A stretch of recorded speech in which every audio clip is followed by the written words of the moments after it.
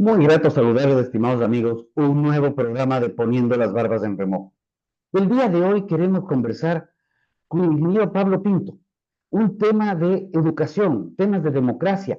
¿Qué está sucediendo en el día a día? ¿Es importante la educación para una vida más democrática? Creo que hay un sinnúmero de aspectos que los discutimos mucho, hacemos muchísimas elecciones, sin embargo, creo que hay que debatirlos más ampliamente.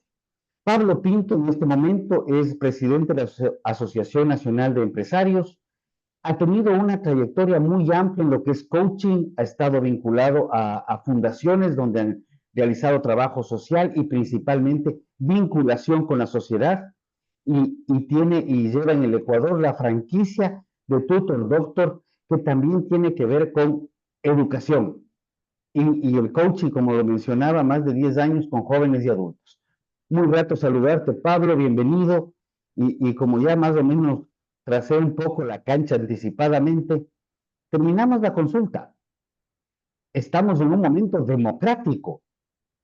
¿Qué rol juega la democracia? ¿Qué rol juega la educación en esta sociedad del siglo XXI y caminando para un siglo XXII a pasos acelerados? Muy bien, Rodrigo, amigos, qué gusto saludarles. Gracias, Rodrigo, por invitarme a tu programa tan interesante. Mira, terminamos la consulta y tú nos dices cuál es el concepto de democracia en una consulta. La verdad es que yo me cuestiono, ¿hay democracia en la forma en que se dio? Y mi pregunta viene justamente por el tema educativo. ¿Cuántas personas leyeron las preguntas para ir a votar? ¿De qué edades fueron las personas que fueron a votar? Y ahí empezamos a encontrar una serie de criterios que se oponen a la consulta, como un vote todo no o vote todo sí, ¿no?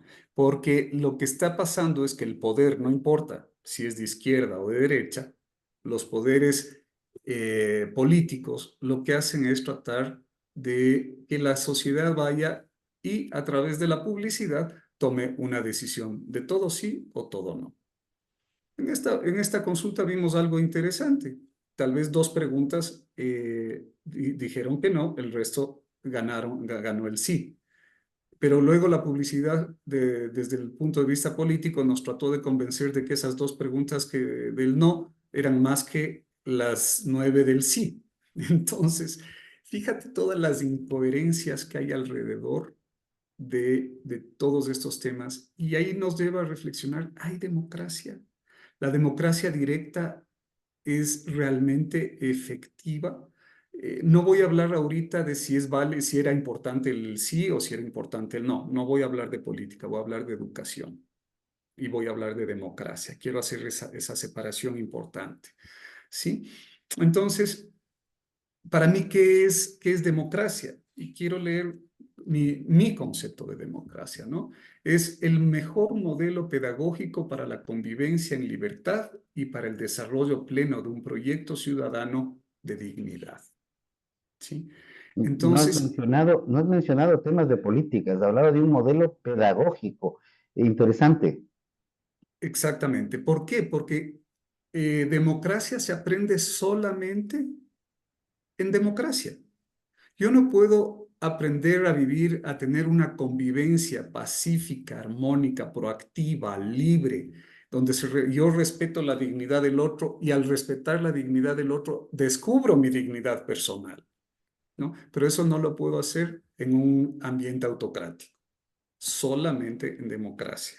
Por eso, cuando se habla de democracia, la gente dice, sí, hay distintos tipos de democracia. Claro, la China se supone que es una democracia, se convive una libertad económica con el comunismo, ¿sí? Eh, en Cuba se supone que hay una democracia. En Venezuela se supone que hay democracia. La verdad es que es real eso. Aquí en el Ecuador estuvimos a punto de convertirnos en una Venezuela, ¿sí?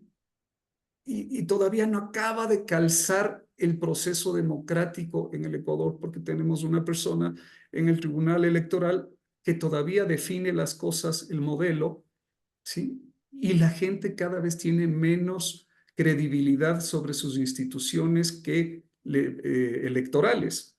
Insisto, lo electoral no solamente es democrático, o sea, hay mucho más que eso, ¿sí? Pero en lo mínimo que es poder decidir a través de las elecciones, en el Ecuador y en toda Latinoamérica, cada vez la gente cree menos. Y eso nos lo dice el barómetro latinoamericano, ¿no? ¿Sí? En las ¿Qué, encuestas.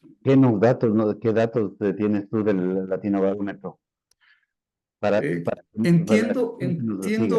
Lo revisé hace un tiempo, pero entiendo que el 60% de la población no acaba de estar convencida de que los procesos electorales son ciertos.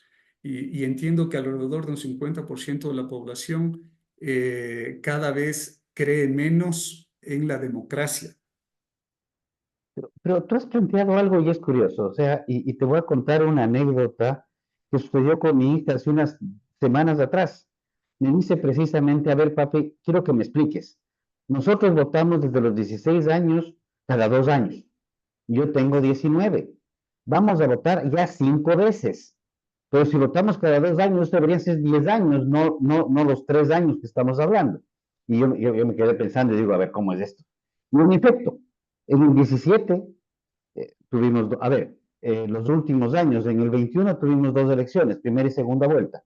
En el 23 tuvimos seccionales y tuvimos presidenciales, primera y segunda vuelta. Con eso ya íbamos 5. Y ahora acabamos de votar una vez más. Entonces llegamos a un punto que, de acuerdo al número de elecciones que estamos corriendo, probablemente somos el país más democrático, no sé si de América Latina o de una vez de la Tierra, pero pasamos de elección en elección y tú bien lo has dicho. Y ojo, tú mencionaste que cuánta gente leyó las preguntas. Y eso Porque esta vez que fue una sola papeleta. y, Acuérdate, la vez pasada creo que fueron 7. y yo No ni me acuerdo. siquiera quiero entrar a la pregunta si alguien leyó los anexos. Porque la pregunta es la punta del iceberg de todo un anexo que está por detrás. Entonces, estamos haciendo el juego de la democracia. ¿Y cómo crees tú que la educación puede interferir o intervenir, siendo la palabra más adecuada, en este aspecto? Porque definitivamente nos enseñan cómo rayar una papeleta, pero no cómo evaluarla. Exactamente. Entonces, solo antes de pasar a ese punto, tú dices, mi hija tenía 16 años cuando empezó a votar, ¿ok? El otro día, antes de las elecciones, pregunté a un grupo de chicos de 16, 17 años, ¿por qué van a votar? Y sabes que todos se quedaron callados y se quedaron viendo las caras. El más avesado dijo, creo que por Noboa. O sea, él está en una presidencial. Ok, los chicos de 16 años no están preparados para votar. Es parte del juego político para arrasar en las elecciones cuando tú tienes un programa estatal de publicidad para movilizar a la sociedad para un lado o para el otro, pero no es un proceso razonado. Y ahí entra tu pregunta, ¿qué hay que cambiar para la educación? ¿Cómo debe la educación funcionar aquí? Oye, empecemos por las capacidades que tiene que tener la gente. Primero, tiene que saber leer y entender. Y si vemos las encuestas de las pruebas nacionales, en el Ecuador la gente no sabe leer y no entiende lo que lee. Entonces, ¿sí? La gente puede Recuerdo, leer, pero no decodifica el concepto de lo que está leyendo. Puede decodificar las letras y leer, ¿sí? Pero no está entendiendo nada. pero a ver, perdóname que te interrumpa, pero a ver, recuerdo esa encuesta y esa encuesta salió hace algunos años y realmente era preocupante los resultados.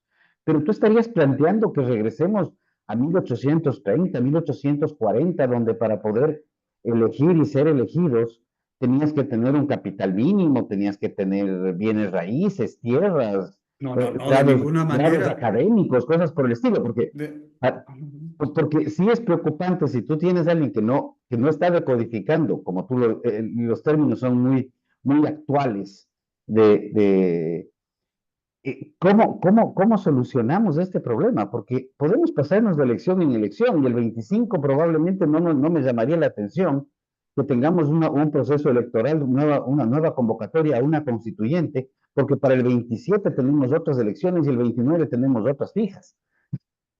Ok, solo en democracia se aprende a ser demócrata, ¿ya? Así que lo que tenemos es lo mejor que tenemos al momento. El tema es hacia dónde queremos ir con la democracia, ¿sí? Entonces, hay dos vertientes. Una, la purificación de las instituciones, ¿sí? Y para eso es todo un proceso que no debe estar solo en manos de los políticos. Las dos cosas que estoy hablando yo, las dos vertientes, las dos columnas vertebrales de una sociedad, la educación y la democracia, son demasiado importantes como para dejar en manos de los políticos, ¿Ya? ¿sí?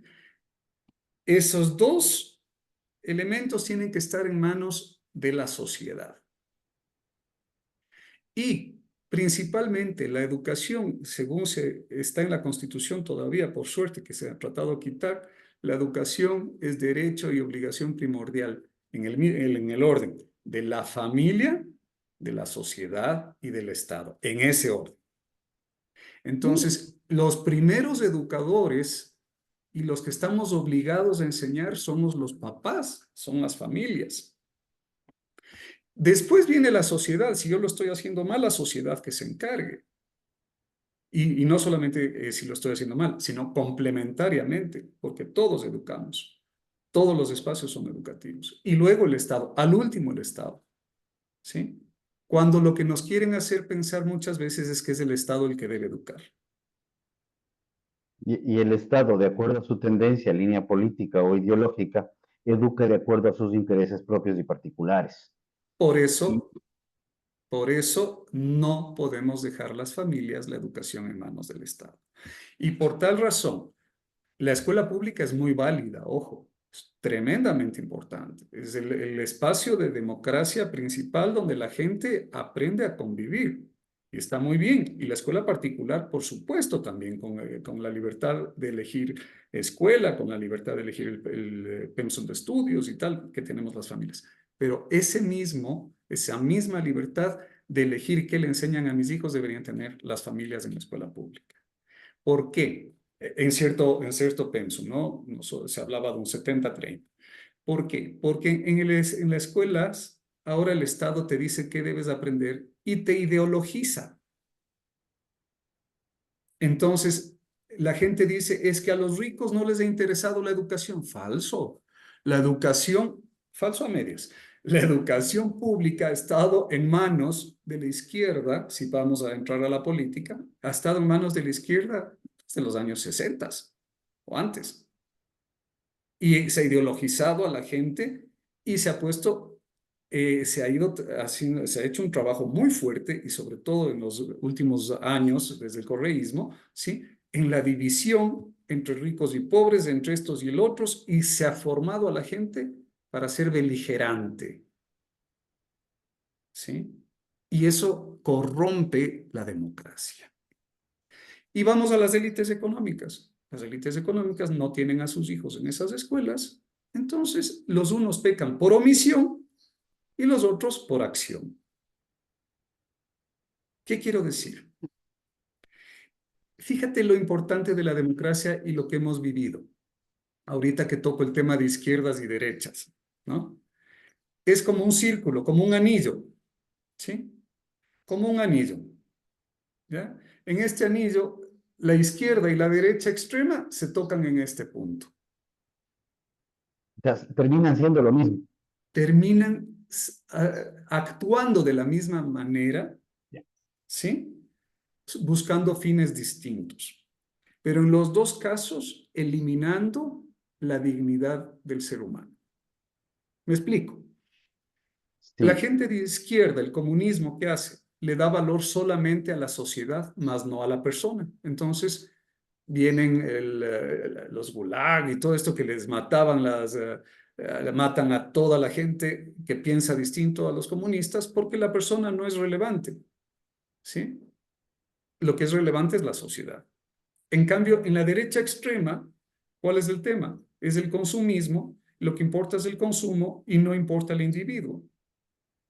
Entonces, ¿qué es lo que sucede? En esos dos puntos, lo que importa es el poder, tanto para izquierda y para derecha, lo que importa es el poder en ese punto de encuentro, en el círculo, en ese punto del anillo. Y me viene una frase, el poder corrompe y el poder absoluto Corrompe corrompe más. absolutamente, corrompe mucho más. Así es, perdón, pero me vino, Sí, sí, es eso. Es eso, porque para poder sostener el poder, cuando tú vives, la democracia se convierte en sostener el poder por el poder, ¿sí?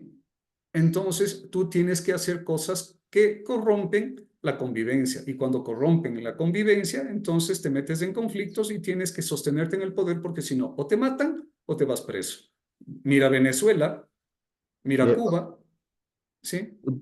no quiero dejar a un lado Rusia o dejar a un lado Irán o dejar a un lado el caso de Ortega en Nicaragua, que inclusive desaparece a opositores, porque los desaparece, en el caso de Venezuela los inhabilita, pero justamente evita que haya un proceso democrático viable en términos de la democracia que aquí en el Ecuador todavía vivimos, por lo menos de muchas elecciones.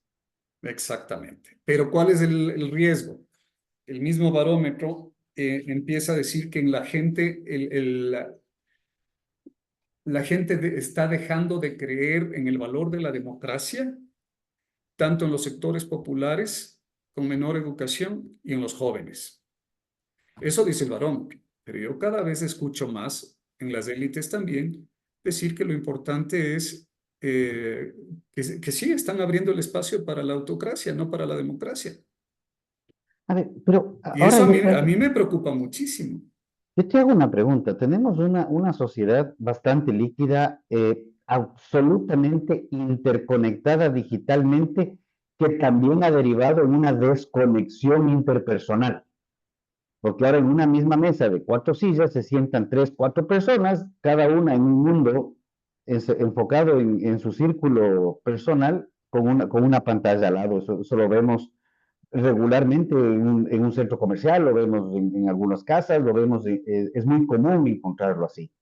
¿Cómo poder plantear lo que tú has dicho? O sea, inclusive, como lo planteas desde la misma Constitución, que la familia se reempodere, porque tendría que reempoderarse en el proceso de educación, porque ese es un tema, ¿cómo educamos a la familia para que vuelva a educar? ¿Tendría que ser algo así? Tú tocas dos temas importantes. La sociedad líquida, que para mí ya llegó al colmo porque ya no es líquida, ya es gaseosa. ¿Sí? Hay unos parámetros súper complejos. Yo veo con los chicos que atiendo, eh, imagínate solo que un niño cree que el animal tiene mayor valor que el niño mismo. Eso es un absurdo total, en que el animal tiene más relevancia o más dignidad que el mismo niño. ¿Qué argumentos dicen? Es que no se equivoca. Es que el animalito cuando hace daño no decidió. ¿Sí? Ok, entonces él es más importante. ¿Qué quiero hacerte notar? Los niños sienten ahora que ellos sí son culpables de las cosas que hacen. ¿Ya? ¿Y cuál es el problema? Los índices de suicidio entre adolescentes de 12 hasta 22 años, depende de 18, 22 años, estamos en el primer lugar o segundo lugar de causas de muerte adolescente. Ay, ay, Desde ay. la pandemia acá, encuentras, vi recién un dato que subió el 400% el número de personas que tienen depresión, de chicos que tienen depresión. Conozco muchísimos casos en todos los colegios, que los chicos no pueden ir a clases porque tienen un nivel tan alto de depresión. ¿Ya?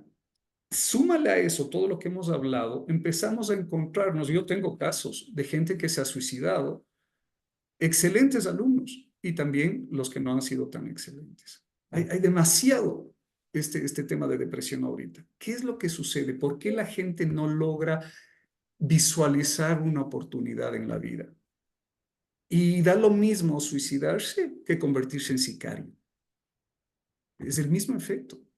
Quiere decir que la vida no me importa, y que algún rato me han de matar. ¿A qué edad mueren todos estos chicos? ¿O están presos? 20 años ya están presos algún tiempo, si no Y les han tenemos, matado antes. y tenemos temas de sicariato con capturas de niños que ya tienen 14 años. antecedentes de 13, 14 años. Y perdón que los Ya. trate de niños, pero estamos hablando también de, por el otro lado, en términos judiciales, de sicarios. Sí, sí. Y te voy a poner un punto adicional porque no es dramatizar, es lo que estamos tratando de hacer y tú me dijiste cómo hacemos que las familias entiendan todo esto. Hay que abrir los ojos de lo que está pasando acá. Y lo primero que hay que hacer es enseñarle a la sociedad a abrir los ojos, a mirar una realidad completa. Entonces, yo di unas charlas a unos equipos de fútbol en algún momento y hablaba con los directivos y los chicos venían, muchos del Chota, de Esmeraldas, tal. Dice, pero en el Chota, en dos equipos de fútbol, en el Chota, sí, los chicos ya no quieren ser futbolistas, porque es más fácil trabajar en las minas ilegales. Habiendo posibilidades, la sociedad le está facilitando otras cosas. Y quiero hacer una sola acotación. La minería ilegal no es solamente un tema de minería. La minería ilegal está vinculada a todo lo que tiene que ver con trata de personas, está vinculada a narcotráfico, narco y microtráfico y a una serie de aspectos más. O sea, no es un tema solamente de que digamos, es un tema de minería ilegal y un tema ambiental.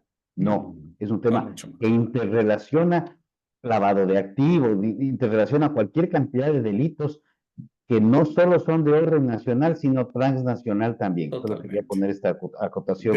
De acuerdo contigo. Entonces, fíjate tú, ¿qué estamos haciendo y cuál es el mensaje que estamos dando como sociedad? Voy a entrar a lo educativo, a los problemas de la Sí, educación, ¿ya? Eh, en el Ecuador, la gente no sabe que puede equivocarse, eh, no sabe. ¿cómo es eso? Perdón, si equivocarse es totalmente natural. Sí, pero el rato que tú estás en la escuela, cada que te equivocas te castigan, Ya. poniéndote una baja calificación y está muy bien, ojo. Hay que calificar mal lo que está mal, porque Ujú. si no, seguimos con el tema de los niños de cristal, que ya no hay cómo decirles nada. Voy a ir por ese lado también, ¿ya? Entonces, una cosa es que tú tengas el derecho como adulto de señalar lo que está mal y premiar lo que está muy bien eso, pero en un proceso educativo tú tienes que hacer énfasis en el proceso de aprendizaje, no solamente en la calificación. El Ya. mayor problema que yo encuentro en educación es que los chicos se autovaloran a sí mismos por el nivel de calificación que tienen. Ok. Si saco 10 todo el tiempo y hoy día saqué 9,5, ¿qué le pasa a ese muchacho? Se Entra desmorona. Se desmorona, ¿sí? Y pero entonces, eso también dime, es niños de cristal. es que así son, ¿ya? Entonces, el problema es que como sociedad solamente valoramos el éxito y hay los winners y los losers, los ganadores y los perdedores. Y se tratan así entre chicos. Y la sociedad se trata así entre todo lado, ¿ya? Cuando el valor de una persona es mucho más allá que el valor que saca una calificación. Y la gente, eso trabajo con las familias.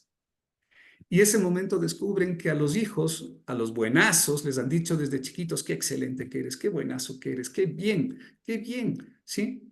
Y el día que van a dar el examen en la universidad, el mayor miedo que tienen es no poder entrar a la universidad porque se les desmorona esa cáscara que han creado alrededor, porque solo creen que son calificación, base suficiente para un intento de suicidio, ¿ya? Entonces, ¿qué hay que enseñar a la familia? Que la persona es mucho más que el reconocimiento, que el premio, que el este o que el otro. Ya. Eh, el miedo, entonces, el miedo a perder, el miedo al que dirán, ¿sí? El miedo al error. el miedo a no ser reconocido y a no ser aceptado. ¿Sí? Esas cosas hay que cambiar. ¿Por qué hay un libro de Oppenheimer, Crecer o Morir, algo de Cambiar o Morir, algo así se llama? Que él dice, ¿por qué en Estados Unidos hay innovación y aquí en Latinoamérica no? Porque allá se premia, como te dice que cuando tú vas a Silicon Valley, te presentas con otra persona y te dice, hola, yo ya he fallado en 3 negocios, pero este cuarto, este sí está saliendo. ¿Ya?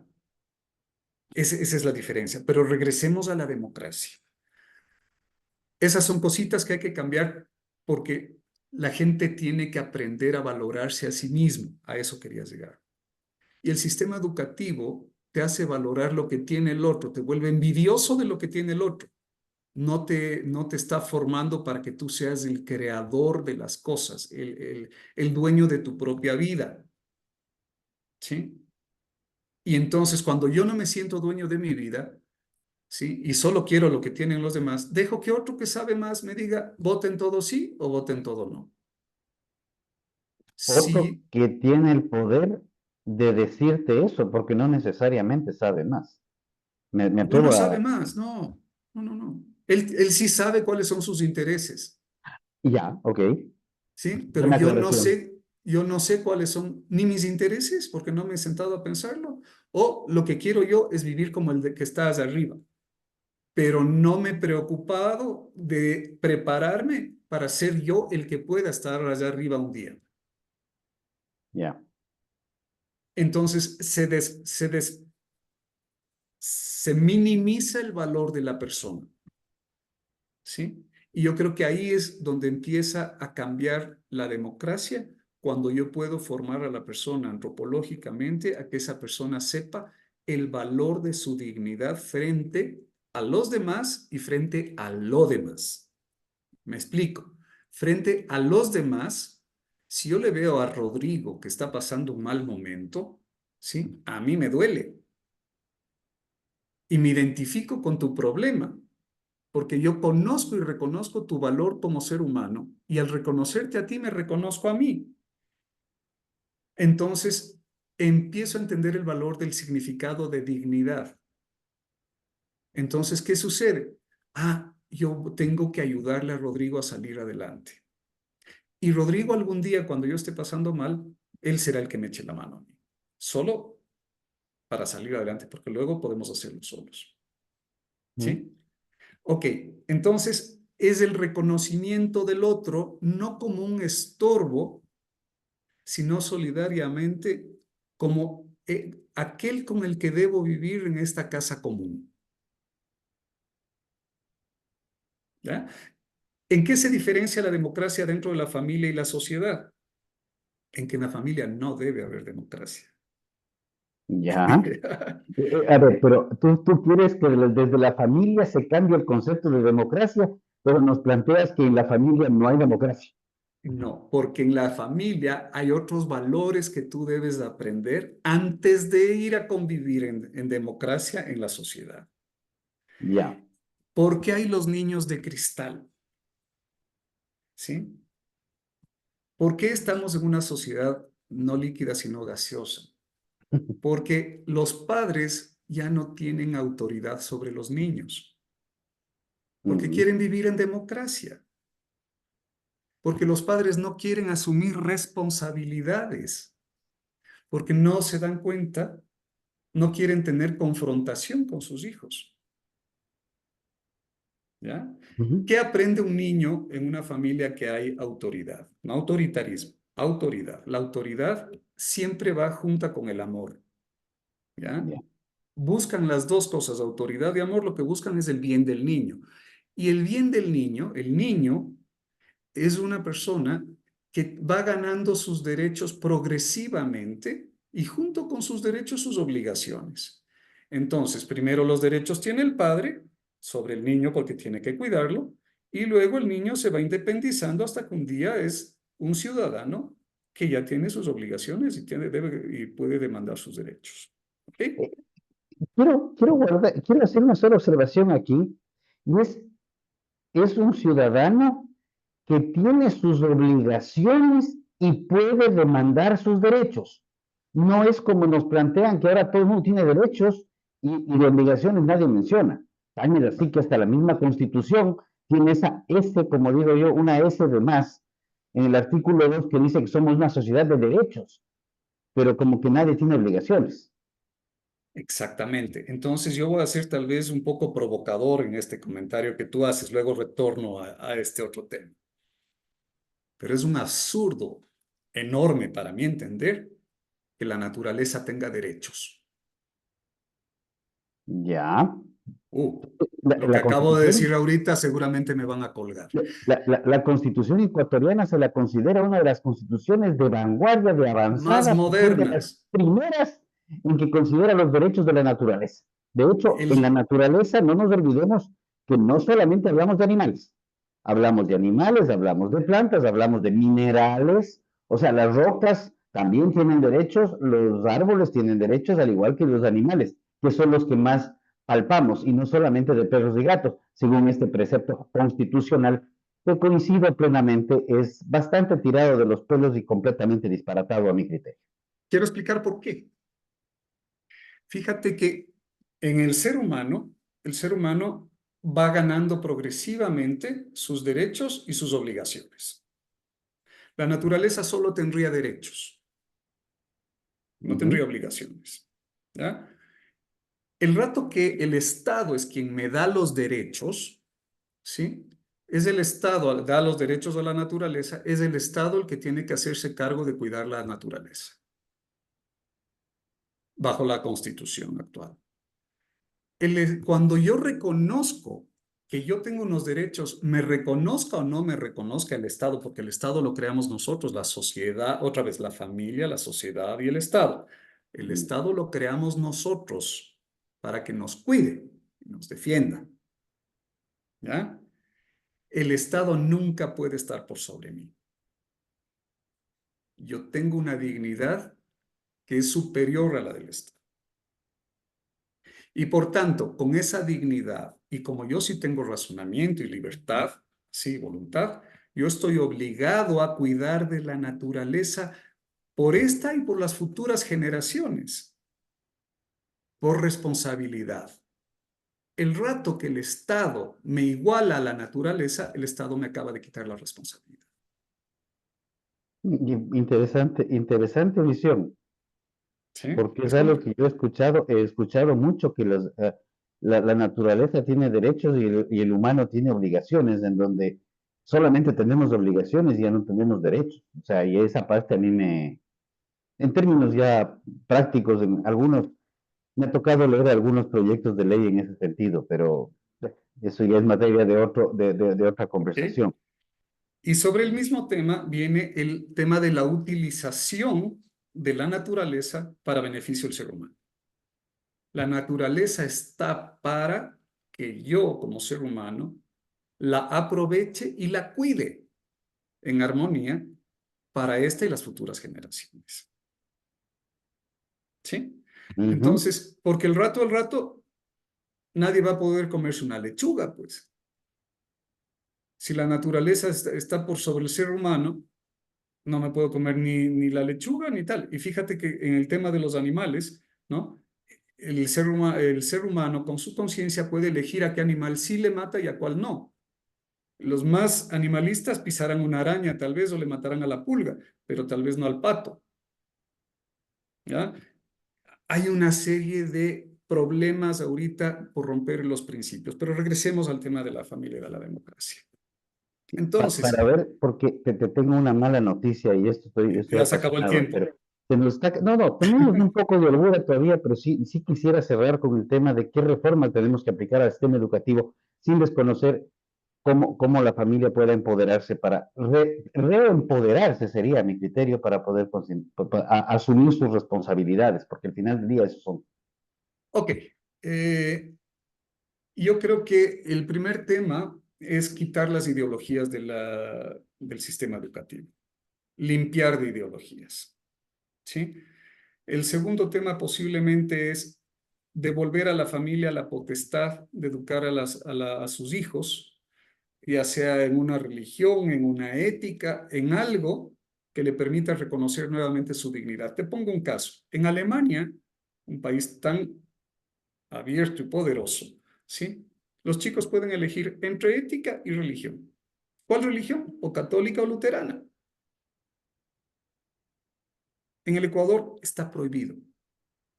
Entonces, el tema es cuando las personas logran entender el valor por sí mismas, entonces están dispuestas a la solidaridad con las otras personas porque les reconocen a los otros para trabajar y educarse. Pero mejor todavía, cuando yo reconozco que yo soy valioso, no me importa si tengo 10 o tengo 5 de calificaciones, pero soy valioso por muchas otras cosas aparte de lo educativo, ¿sí? Entonces, yo me vuelvo responsable socialmente, responsable de mi bienestar y del bienestar de la sociedad. Y por tanto, empiezo a leer esas preguntas para saber si me conviene o no me conviene. Empiezo a ponerle límites al poder del Estado, porque la democracia tiene que haber pesos y contrapesos. El rato, no importa si es de derecha o de izquierda, el rato que el poder se vuelve absoluto, me ha quitado la dignidad y la libertad de poder decirle al Estado, hasta aquí nomás. El Estado tiene que estar acotado, no el Estado, el poder estatal. Ya. Tiene que estar acotado, sí, y tiene que rendirme cuentas a mí como ciudadano. Y los ciudadanos tenemos que estar atentos y alertas a que el Estado rinda cuentas. Si no rinde cuentas, sí, quiere decir que nosotros, el que casa otorga, le hemos otorgado todo el poder. Y nos perdemos, y por tanto, esta persona consciente de sí misma, que sabe leer, que sabe escribir, que sabe razonar, que sabe en familia, dentro de la familia aprendió a esperar su turno, a no tener siempre lo que quiere, a que haya una autoridad que le diga, estos son los caminos y los límites en los que puedes moverte, ¿sí? Entonces, cuando aprendí eso, yo puedo salir a la sociedad para entender que la ley son esos límites que me conviene respetar para que todos vivamos en armonía, porque eso lo aprendí en la familia. ¿Vale la pena las modificaciones de la ley para acomodar al poder de turno? Por supuesto que no. Ya. No, pregunta suelta. Entonces, sí, luego entramos si hay un tiempito por eso, pero quiero partir de la familia. El tema es, si tú quitas autoridad, yo tuve un caso en que me decía, mi hija es una manda más, es autoritaria en la casa. Tenía 5 años la niña. Llegan los abuelos, manda por aquí, por acá, y ella, pero en la escuela le pasa algo, que apenas hay algún pequeño conflicto, se pone en una esquina y se pone a llorar. Pregunté qué es lo que sucedía dentro de casa y claro, no, había cero autoridad, ¿sí? Y por tanto, cuando no hay autoridad en la casa, el rato que sales de la casa a la ciudadanía, tú le ves al adulto que te dice, haz esto, le ves al adulto como tu enemigo, como alguien que te va a agredir. Entiendes que la ley es algo que está en contra tuya, que te quita, te estorba y te molesta, ¿sí? Entonces, si no hay autoridad en la casa, no se entiende el valor de la autoridad, que la autoridad está para, y la autoridad y la ley está para hacernos crecer y desarrollarnos. Le veo a la autoridad como mi enemigo, como el que me persigue, y la ley como algo que me pisotea y tengo que zafarme de eso. Cuando, según algunos filósofos, la ley que yo mismo me he dado, por eso tenemos nuestros representantes, ¿sí? Es mi ejercicio de libertad. Ya. Por eso es tan importante volver a educar a la familia, a que tenga autoridad y a reconocerle a la familia como centro y base de la democracia y de una sociedad. Pero son los papás los que educan a los hijos. El colegio da formación académica, pero los niños tienen que aprender sus límites, su solidaridad, empatía, tienen que aprender a levantarse después de una caída. Todo eso se aprende en la casa y se expresa y se continúa el aprendizaje como proyección en la escuela, que es el primer espacio democrático, y luego en la vida comunitaria para llegar a este tema de democracia participativa y también democracia directa. Eso es lo que te puedo comentar, Rodrigo. Pues yo te agradezco, creo que me has dejado con más preguntas y con muchos conceptos que hay que seguirlos procesando. Creo que sí es importante repensar mucho el tema educativo. Definitivamente coincido muchísimo en que hay que poner límites desde la casa. La ausencia de límites está creando muchísimos problemas y lo vemos en el día a día. Y sí, yo hablaba de de los niños de cristal o una sociedad líquida, tú ya ni siquiera recalificas de líquida, sino ya está gaseosa, ya no llegamos ni a eso. Yo solamente quiero agradecerte, Pablo, agradecerte profundamente. Esto de aquí quedará colgado en las redes, tanto en las redes de Tiempo Real, una plataforma Yaminga, tanto como en mis redes, y lo trataremos de difundir por todos los medios posibles, porque creo que nos abre muchas puertas en donde los padres tenemos que asumir responsabilidades, tenemos que reempoderarnos como padres. Porque el caso que tú mencionas de esta niña de 5 años que es un mandamás, yo esperé que me digas un adolescente, por lo menos, para que algo sea más palpable, pero es aterrante el que estemos en esas condiciones. Y no es que le falte libertad, sino que eso ya no es libertad, eso ya se llama libertinaje. Así es. Y más bien te agradezco mucho, no sé si quieres cerrar con algún mensaje, y yo Sí, personalmente muy agradecido. no, primero agradecerte otra vez por este espacio. Cuando gustes, encantadísimo conversar. Decirles a los papás, no tengan miedo de educar. Un papá que cree que su hijo es su mejor amigo, ha convertido a su hijo en un huérfano. Quiere decir que el hijo no tiene papá, ¿Mm? ¿ya? Un papá está dispuesto a enojarse con los hijos por el bien de los hijos. ¿Sí? Y los hijos van encontrando sus límites. No estoy hablando de agresión a los chicos, por si acaso. Estoy hablando de autoridad y de ir abriendo los límites para que los hijos vayan aprendiendo a moverse en esos límites, para que cuando estén fuera sepan manejarse dentro de unos límites. Eso uno. Dos, que los papás sean ejemplo para enseñarles a los chicos a leer y a preocuparse por la ciudadanía, porque dentro de casa se aprende a ser hermano, a esperar el turno, etcétera, lo que hemos hablado, pero entender que el vecino, la persona que está a mi lado, vive en la casa común que es nuestro Ecuador, nuestro mundo, que la naturaleza está para ser cuidada, ¿sí? Pero nunca la naturaleza puede estar por sobre el hombre. Entonces yo quisiera cerrar con esos conceptos y agradecerles por su atención. El agradecimiento definitivamente mío, son conceptos claros, precisos y como se decía mucho antes, claro, preciso y conciso. Creo que con eso nos quedamos, estimados amigos. Muchas reflexiones nos ha dejado Pablo el día de hoy. Confiemos que esto de aquí pueda no solamente escucharse, sino replicarse, porque definitivamente un cambio tenemos que hacer. Muchísimas gracias y hasta un nuevo encuentro. Muchas gracias.